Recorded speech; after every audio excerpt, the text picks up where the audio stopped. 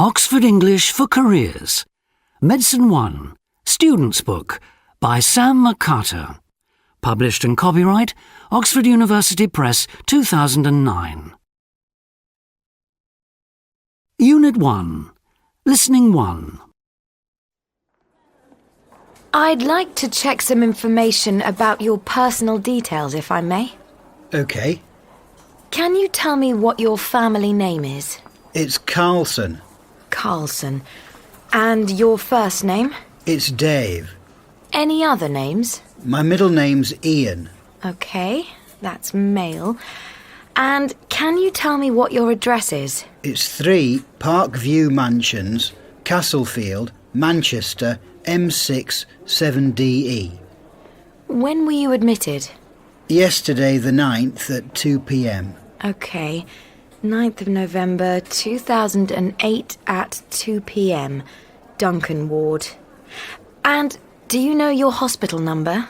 Yes, it's here. It's 19733045. OK, 33045. And what's your date of birth? 7953. Your telephone number? 0166 405 7001. OK. Are you married or single? I'm single. Right, single. What do you do for a living? I'm a postman. And lastly, who's your GP? Dr. Jones. OK, Mr. Carlson, thank you.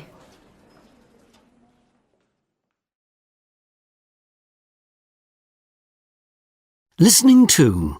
Exercise 2. 1. What's brought you here? My wrist is throbbing since I fell in the street. 2. Can you tell me what seems to be bothering you? I've got a really sore throat. 3. What's brought you here? I've been getting a kind of boring pain right here which goes through to my back. 4. Can you tell me what seems to be bothering you? Well, it feels a bit tender, just here on my right side. 5. Can you tell me what seems to be bothering you? I've got this gnawing kind of pain right about here in my stomach. 6. What can we do for you? Well, I've got this sharp pain up and down my leg. 7. What can we do for you? I feel as if there's a tight band squeezing all the way around my head. 8. What's brought you here? I've got this crushing pain right here in my chest. Listening 2. Exercise 5. 1. It's just here around my belly button. 2. The pain is just here on my heel. 3. My wrist hurts. 4. It's just here below my ankle. 5. It feels as if my tummy is on fire. Pronunciation. 1. Sternum. Talus.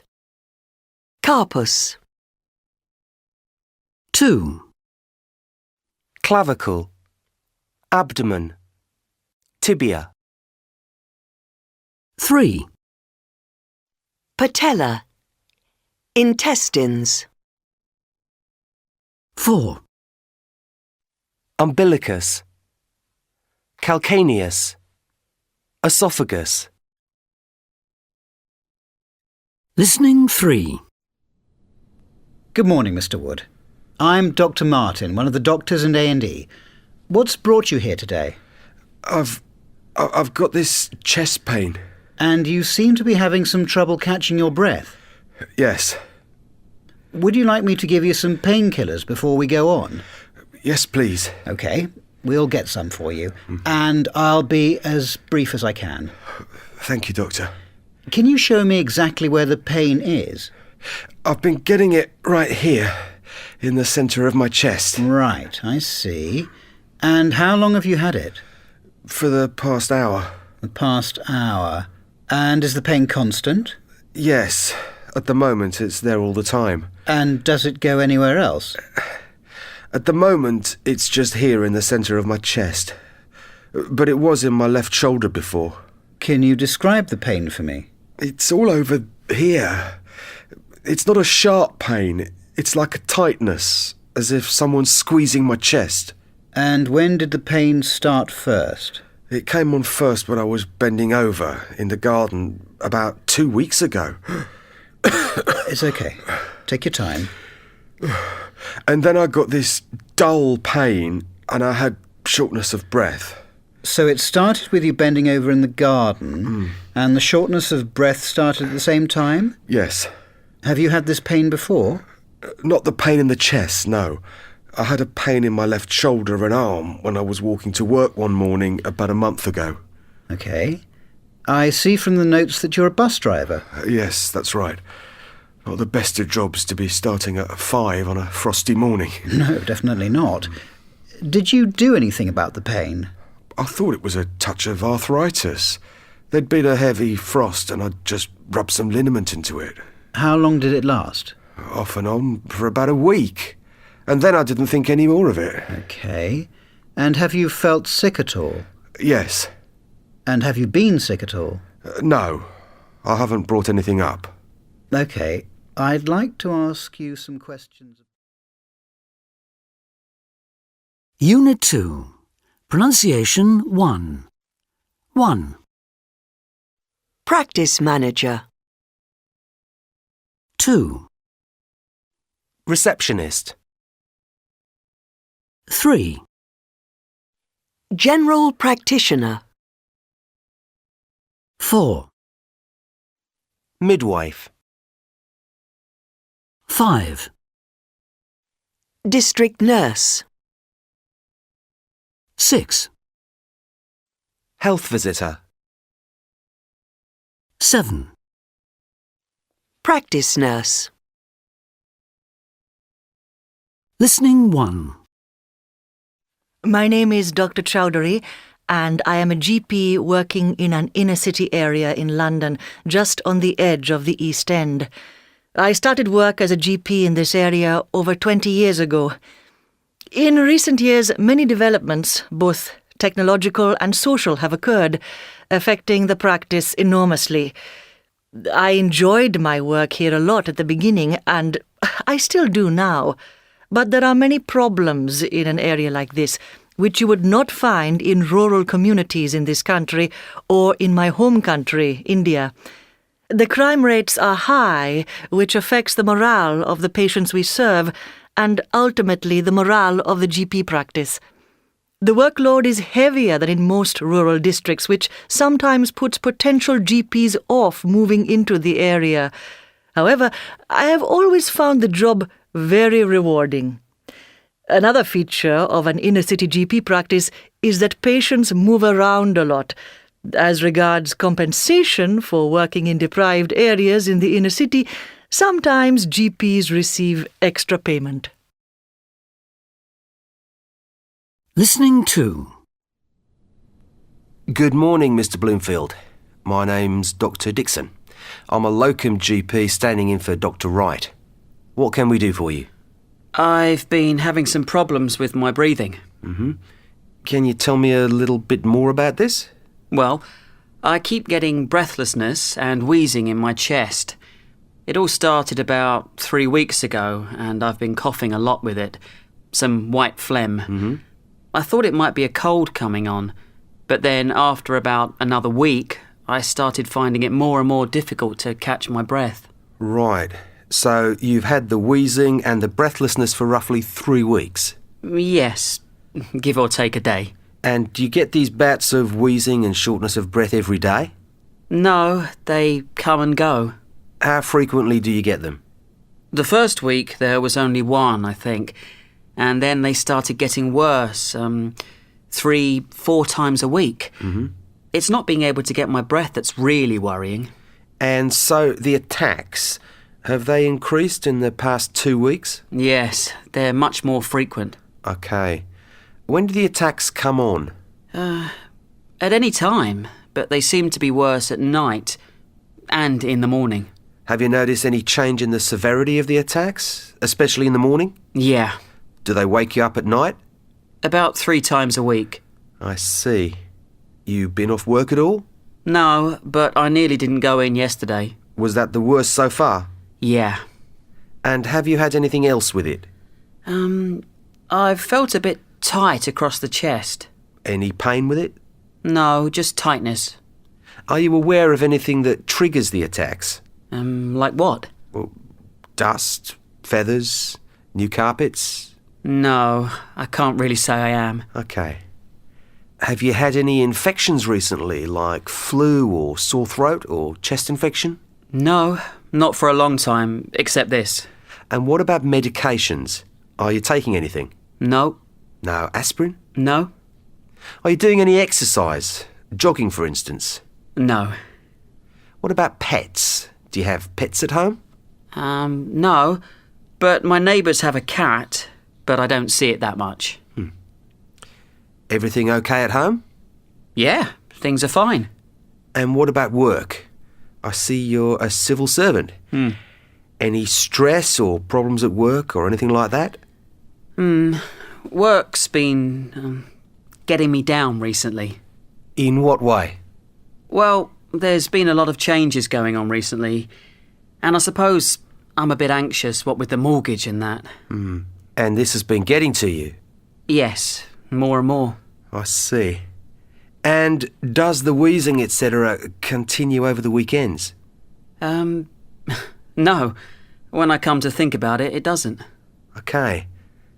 Some general questions. Have you ever had anything like this before? No, never. Do you have other illnesses? High blood pressure, diabetes, or heart problems? No, nothing like that. This is the first time I've been ill in my life. Has anyone in your family had anything similar? No, not as far as I know. What about eczema? Anyone in your family with that? Both my sister and my mother have it.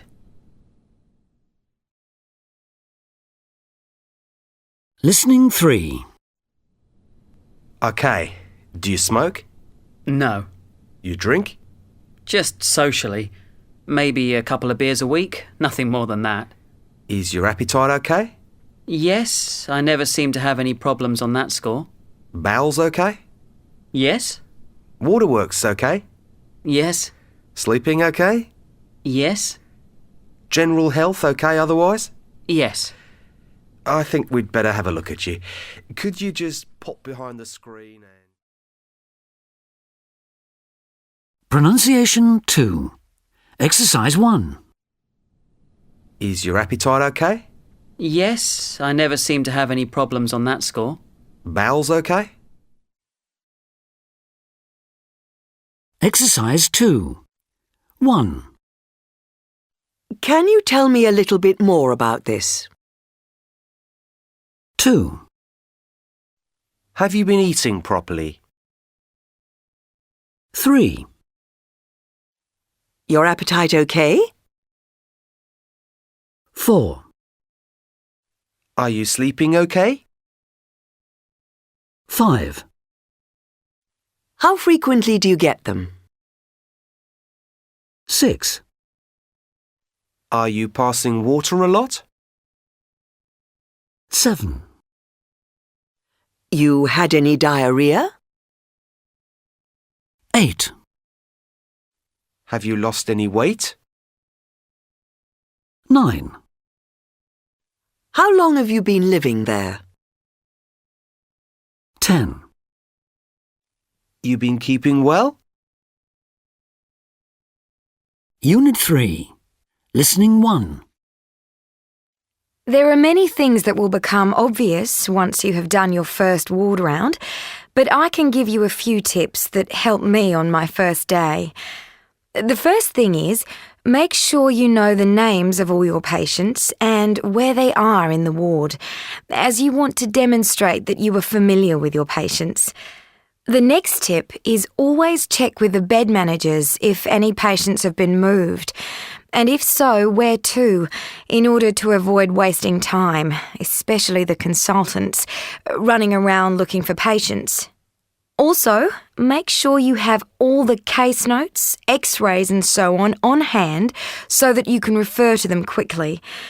It is useful to invite a nurse who knows your patients to come on rounds with you, because they may be more knowledgeable about the patients on the ward than you are. As regards the case histories and results, record them clearly and concisely. In that way, you can access information easily. Listening 2. 1. Can you just bend your head slightly to the left? OK?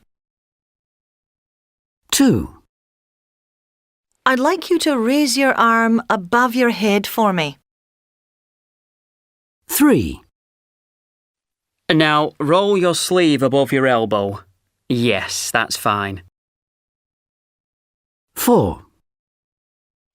Would you just pop up on the couch for me? That's it. 5. Could you lean forward a little bit for me?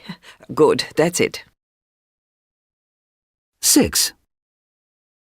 If you could just move towards the edge of the couch. Yes, that's it. 7.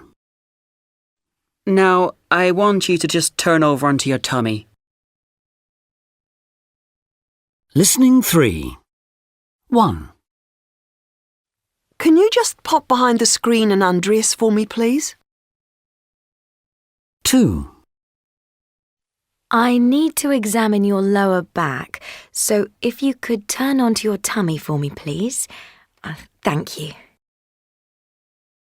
3. Just cough for me. And again? That's fine. 4. I'd like you to stand up for me. Do you need any help getting up? 5. Could you just tilt your head to the left? Yes, that's it. 6. Can you make a tight fist for me? Fine. 7.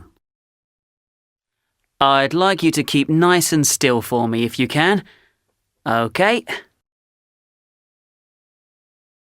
Unit 4. Pronunciation. Exercise 3. 1. Endoscope. 2.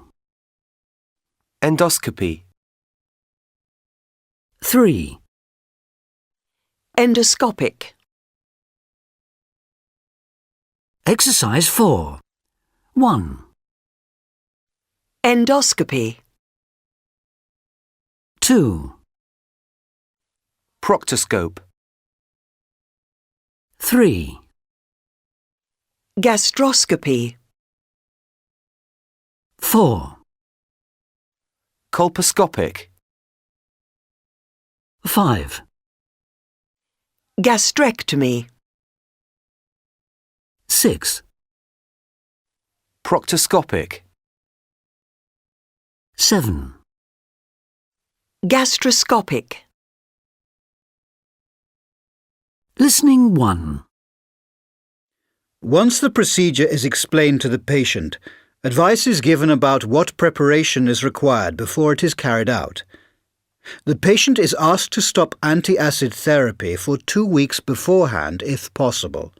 For eating and drinking, the patient is advised to take nil by mouth for 8 hours before the procedure is done, but note that water up to 4 hours pre-op may be okay. As regards driving, the patient is advised not to drive if sedation is involved in the procedure. A leaflet about the procedure is always given to the patient, and follow-up is also... Listening 2. I need to explain the procedure to you and get you to sign the consent form. OK. So we're going to do something called a gastroscopy. Do you know what that is? No, I don't know.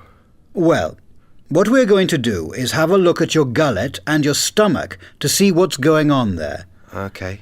It's a routine procedure. What we're going to do first is to give you something to help you relax, and then we're going to numb your throat with a spray. Then we are going to pass a bendy tube, which is no thicker than your little finger, down through your throat into your stomach. Okay? I see. The tube will have a tiny camera on the end so that we can look at your stomach. And if we see anything there, what we can do is take a tiny tissue sample. Right.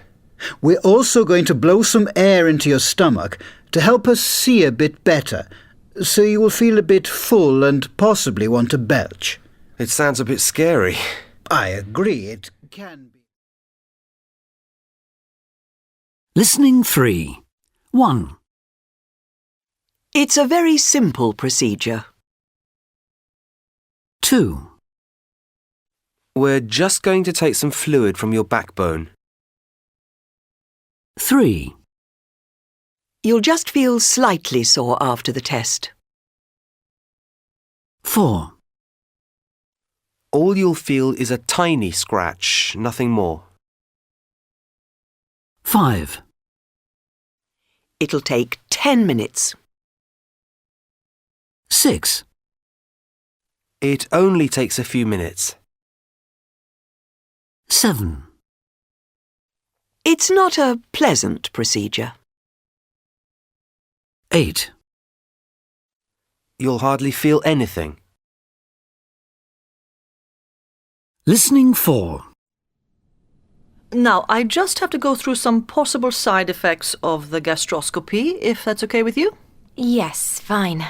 First of all, I can assure you that in most cases the procedure is problem-free, but I have to point out to you some side effects so that you are aware of them before you sign the consent form. Is that okay? Yes, fine. Right. Well, some people can have a mild sore throat for a day or two after the procedure. And if you have been given something to make you drowsy, you may feel a bit tired afterwards as well. And some people can get a chest infection or pneumonia. But remember, this does not mean that you will necessarily get these as well. Okay, I hope not. And on the odd occasion, the endoscope can cause some bleeding or infection in the gut, and can also puncture the gullet or stomach, but this happens very rarely. I see. Is there anything that you would like to ask me or go over again, or are you okay with all this? Unit 5. Listening 1. Let's see now. Mrs. T. Hawthorne, date of birth 4th February 1963, hospital number 1834572Z. She was prescribed tramadol today, 15th October 2009, given intramuscularly 50 milligrams, started on 13th October at 11:30. All okay. Maximum frequency every 4 hours, maximum dose 600 milligrams. Okay. To be administered as required, intramuscularly and given by Senior Nurse Bond. Listening 2. Good afternoon, Mr. Johnson. My name is Dr. Howard. How are you today? I'm fine, Doctor. That's good. Well, I've got some good news for you. You've made very good progress and we're going to let you go home. Really? Yes. But before you go, there's just one or two things to do. I can see you're very pleased about going home. Well, I am. Well, we won't keep you long then. First, I'd just like to have a brief chat with you about your medication. Okay. We're going to give you lots of tablets to take with you and make you rattle a bit. Okay. I thought that might happen. Right.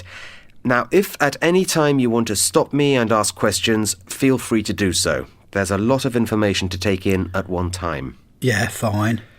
The first tablet, which I'm sure you're familiar with, is this little white one, aspirin. Yeah.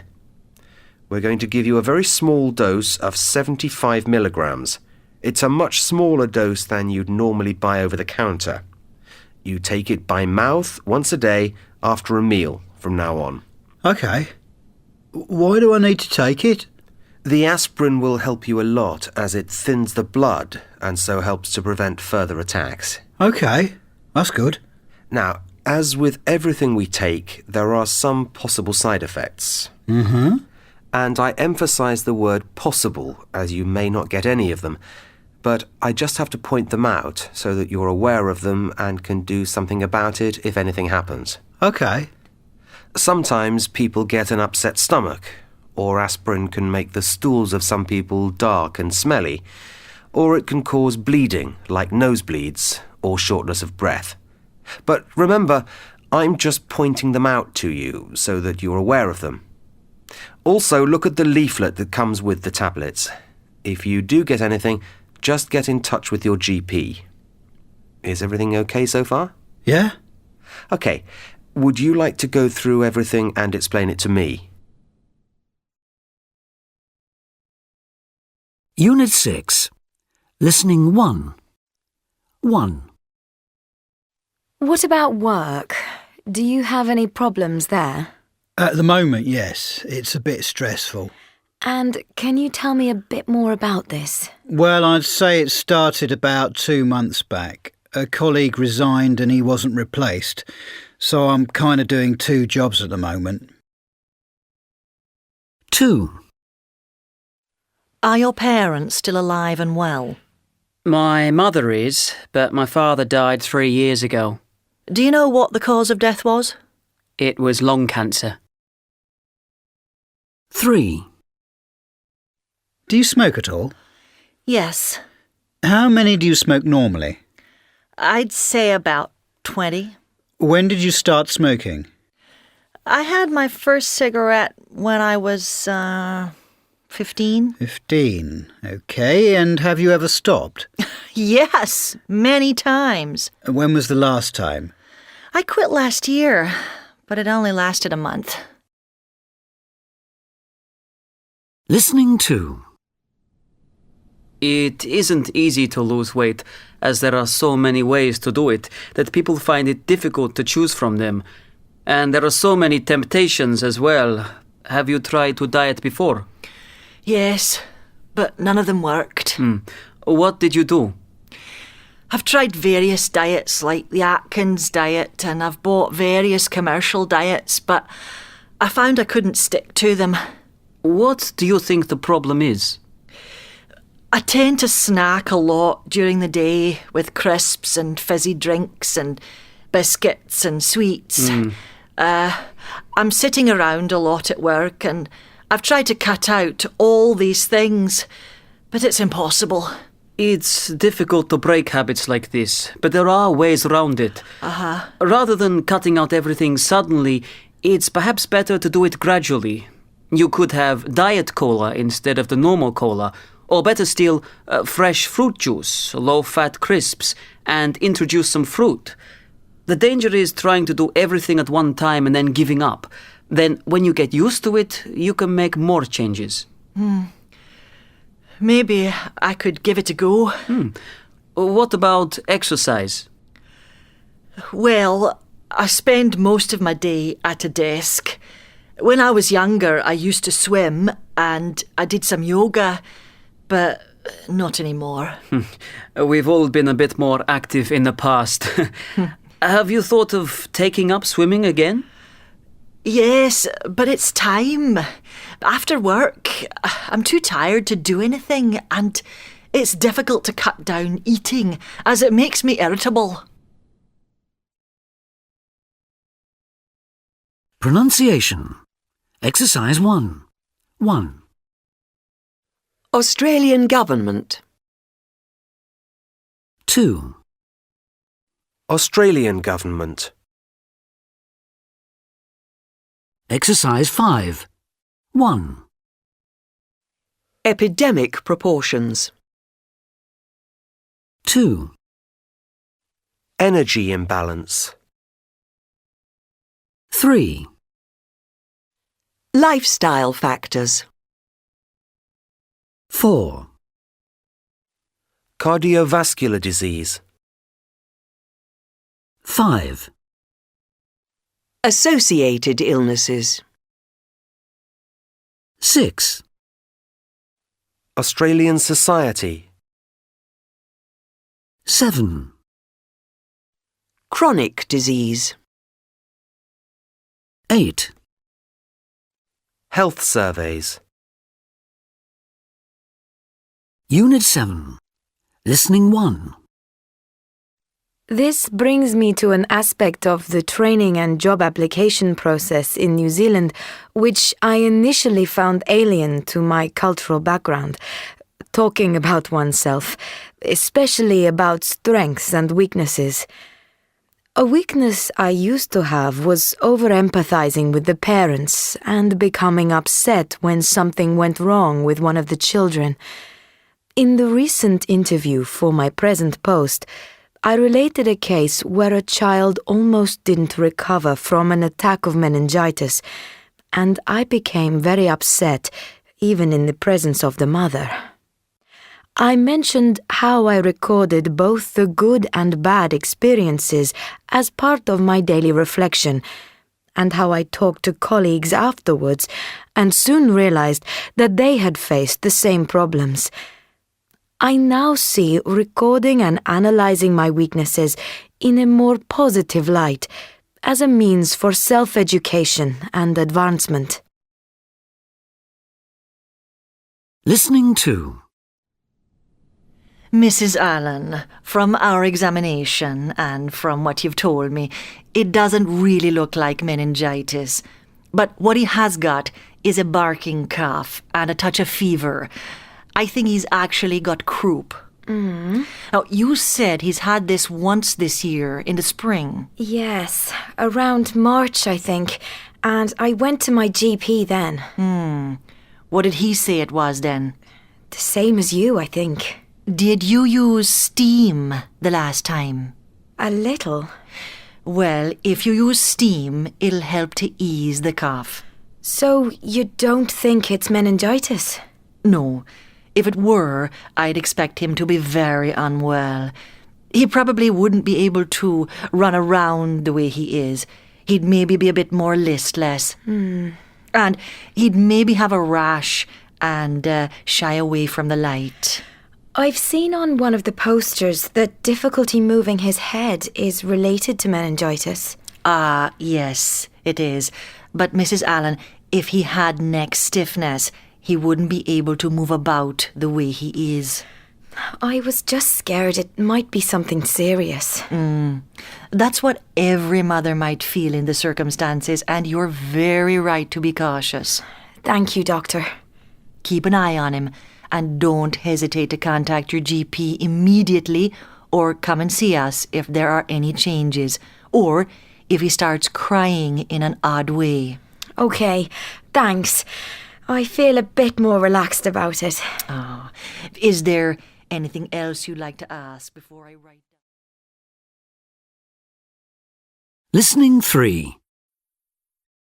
In the end, I felt I handled the situation better than at the beginning. At first, I got the child's name wrong.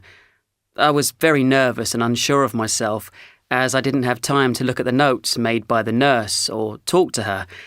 This is just down to bad organisation. I felt the parents didn't like this, and it made them a bit edgy. But I recovered myself very quickly, and as I became more confident in what I was doing, the parents became relaxed, and the child became less agitated. I was very pleased, because they thanked me for being sensitive and being gentle with the child. I could see they appreciated the fact that I made an effort to make them feel comfortable. While overall everything went well, I learnt quite a lot from this experience. I should be more patient and prepare myself before talking to a patient. If I was short of time again, I would speak to the nurse first and get the basic details right. It is, in the end, all about teamwork and respecting the contribution of colleagues. Unit 8. Listening 1. 1. Can you tell me what quite a lot is for you? 2. So, occasionally. Can you tell me what you mean by that in days per week? 3. You said a couple. Could you tell me exactly how much that is for you? 2 or 3? 3 or 4? 4. When you see a weight problem, can you tell me what he said? 5. Do you want to tell me what has changed at work to make it so bad? Pronunciation. Exercise 2. Have you taken any drugs? I haven't taken any prescribed drugs. What about recreational drugs? No, at least not recently. You've taken them in the past, then? Exercise 3. 1. I haven't taken any prescribed drugs. 2. I was in a cafe when the palpitations came on. 3. The first time I had the pain was on a cold morning. 4. My work's not giving me any problems at the moment. 5. My partner was standing near the child, but it was me that picked the child up. 6. Well, I have a normal breakfast like everyone else. 7. Well, I suppose at the weekends I might have a few more. Listening 2. 1. I've been getting this pain just here. Tell me a little bit about it. It seems to come on just after I've eaten, usually fried food or something. It starts here, near my belly button, and bores right through to my back. I've been getting it off and on over the past month or so. 2. I've got this runny nose. Can you tell me some more about this? I've had it for the past couple of months and I've taken everything there is from the chemist and nothing seems to work. Cold, allergy tablets. I've had no other symptoms at all and I don't think it's a cold. 3. What about at home? Everything there's just as bad. I have to look after 2 teenage boys as well as doing a full day's work. They're a real handful. I have to do the cooking, washing, ironing, everything, and get them off to school. There's no end to it. 4. You have a dry cough. Can you tell me about it? I've had it for about the last 10 days or so, and nothing I take seems to relieve it. I thought it might be the smoking. I used to smoke several years ago, but then I started up again in the past few months. 5. I understand you've got a bad headache. Yes, Doctor, I have. Can you describe it for me? But it's really bad. I always get them here, around my left eye. This one started about 2 days ago, and I was just passing the hospital and I thought I'd just come in. Unit 9. Listening 1. Mr. Jones had the appearance of self-neglect. He did not appear to be paying attention to what was being said. He looked as if he had withdrawn completely from his surroundings and was preoccupied with his own thoughts, with no eye contact whatsoever. He sat hugging himself during the interview. He did not interact much with the nurse, nor look at anyone else. He left me feeling in quite a low mood myself. 2. Although Miss Rigby is in her late 40s, she wears really bright clothes, which are suitable for someone much younger. When she was admitted, she was in a highly elevated mood, hyperactive, and was awake all night. Her thoughts are all over the place. She did not appear to be aware of anything abnormal in her behaviour. 3. Mr. Dixon was well dressed, but looked very worried and anxious. He sat on the edge of the chair, was quite agitated, and couldn't sit still. He was fidgeting all the time and had very poor concentration, though he looked at me when he spoke and was spoken to. I felt safe with him, but a bit nervous after the interview. Pronunciation. 1. After I'd learned to take a detailed history from the patient, 2. Before I'd worked in psychiatry, 3. I'd worked for 5 years in my own country in the field of psychiatry before 4. I dealt with all the new patients as soon as I'd seen. 5. Once I'd completed my undergraduate degree, 6. I hadn't moved into psychiatry because 7. When I'd left my home country, Unit 10. Listening 1. 1. The situation looks rather serious, I'm afraid. It's bad then. Yes, I'm sorry to say it's as we had feared. It's not what I wanted to hear, but I suppose I knew it all along. It's difficult to come to terms with it, but I just have to accept it. Would you like me to get you anything? A cup of tea? I'd rather have some water. 2. The results of the test have come back. Would you like to have someone with you at the moment? No, not really. I'd rather you gave me the results on my own.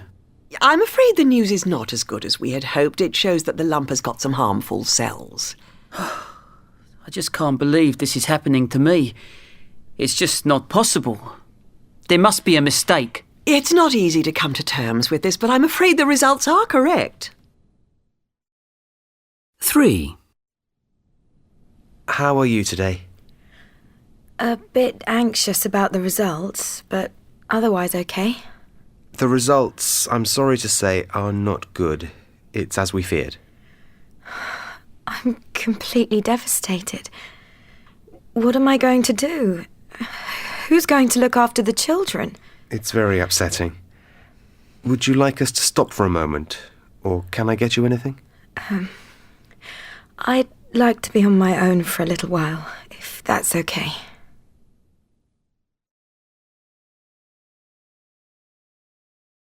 Listening 2. I asked one of the nurses to be present, as it was my first time doing this, and I thought I would be nervous. But my concern for the patient's wife was greater than my own fears. When I saw Mrs. Mann, she was sitting in the corridor, and I asked if we could go into a side room. I think she could tell from my manner that the news was not good. I introduced myself, and she immediately asked if the news was bad. I had prepared what I was going to say, and her question threw me off balance. I managed to compose myself and say that it was, and I was sorry to say that we had not been able to resuscitate her husband on the operating table, and that he had passed away. She started to cry. I waited a few seconds and asked her if she wanted to be alone or stop for a while. I also asked if she wanted Sister Jones or me to get something for her. I gave her a tissue. She asked if he had been in pain, but I said that he was pain-free when he died. He did not regain consciousness. I asked if there were any relatives she would like us to contact, or if she'd prefer to do so herself. She said she would like us to do it, and asked if she could see the body. I told her it wasn't easy to come to terms with this, and again that I was very sorry. She was very dignified, and I felt quite upset by the experience. Unit 11. Listening 1. 1. I can see that you're very busy, but could you help me? 2. Do you think I could possibly borrow a pen? 3. I'm sorry I'm late. I got caught in the traffic. I should have left earlier. 4.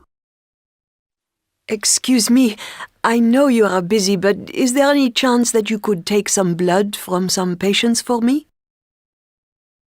5. How's it going? Everything okay? Not too overwhelmed? 6. Oh dear. Would you like me to give you a hand with those files? 7.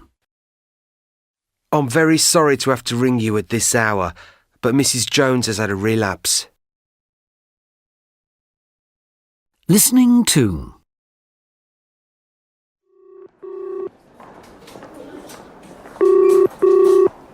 Hello, Dr. McLaren here? Hello, it's Dr. John Duncan in A&E. Yes? I'm really sorry to disturb you, but That's perfectly okay. thank you. We have an emergency and I'm on my own as someone's off sick. Tell me what's happened. A 25-year-old patient, Mrs. Trench, has just come in with abdominal pain.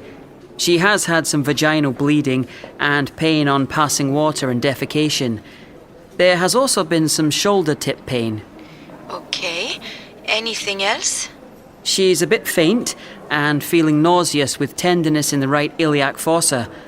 On examination, there was extreme guarding on touching the cervix. Have you been able to take any more of the history? Not really. She's in too much pain, and her husband is very anxious. He thinks she's pregnant. Could you possibly come and see her? Okay, I'm on my way. Oh, many thanks.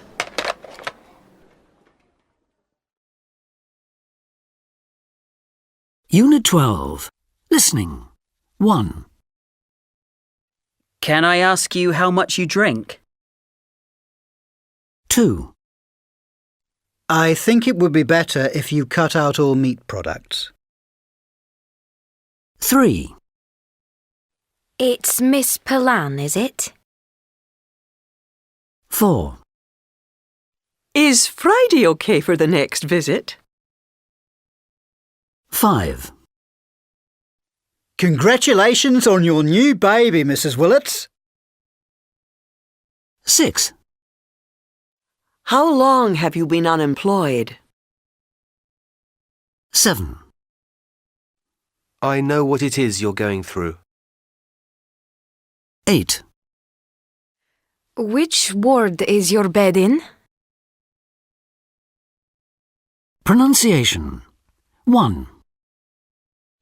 Do you think that it would be a good idea to display posters in all the clinics?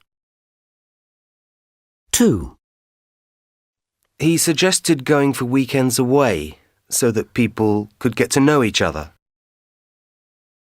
3. He asked what time the clinic normally opened in the afternoon. 4. The patient wanted to know whether she was able to book an interpreter for her appointment. 5. Dr. Wen denied taking the equipment out of the ward during the last shift. 6. I think you said earlier that one way to promote diversity is to hold lunchtime displays in the hospital for patients and medical staff. 7. He apologized for the misunderstanding and even bought me some flowers.